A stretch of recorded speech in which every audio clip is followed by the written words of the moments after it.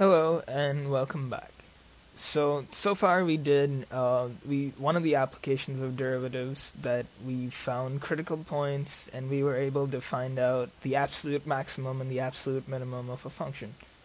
But what if we wanted to also know the interval at which a function was increasing and the intervals at which a function was decreasing? So let me draw x squared again.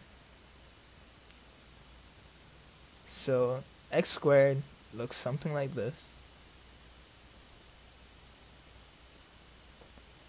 And let me write this down. F of x equals x squared. We can also use the derivative to find out the points at which the function is increasing and which the function is decreasing. And this works similar. The first step is to find our critical points, because the critical points are the ones where the change is happening. So the critical,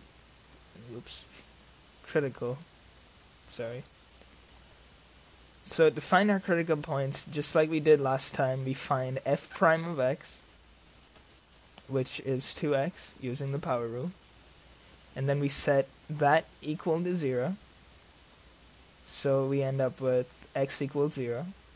So we know that it's changing at 0. It's changing from either decreasing to increasing. We can see that in this function it's decreasing and changing to increasing.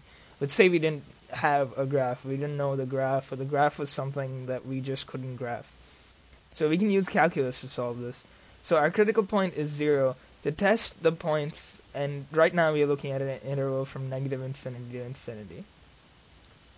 So to test each side, we can pick any arbitrary value. Let's say we pick negative 1 to test. We know 0 is the critical point, so we'll pick one value that's to the left of 0. So let's say we pick negative 1.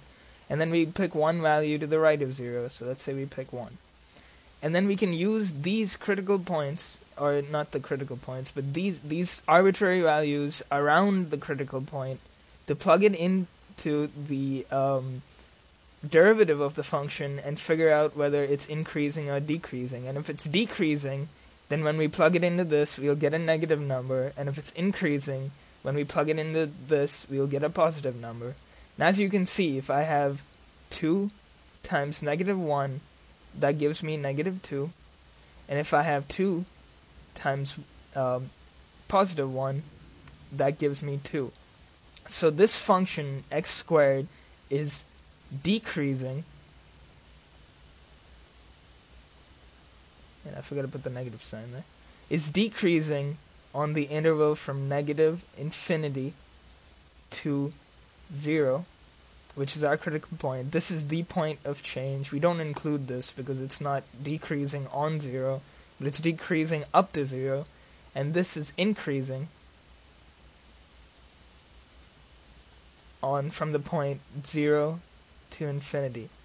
And we figured that out because we picked some arbitrary value around the critical point, and we plugged that in to the derivative function, and if we end up with a positive, it's increasing. Because remember, the derivative just tells you the rate of change, and if you have a positive rate of change, then your original function is increasing, and if you have a negative rate of change, then your original function is decreasing. And you can see, if I was to draw a tangent line right here, it would have this tangent line would have a negative slope, and this tangent line right here would have a positive slope. So this is one more application of derivatives, is to find out what parts of your function are increasing or decreasing. And if you had more critical points, this one just has 1. If you had more critical points, you could test within the interval of the critical point. You could test the function by plugging in an arbitrary value into the derivative of the function. And if you get a positive, you're increasing on that interval. If you get a negative, you're decreasing on that interval.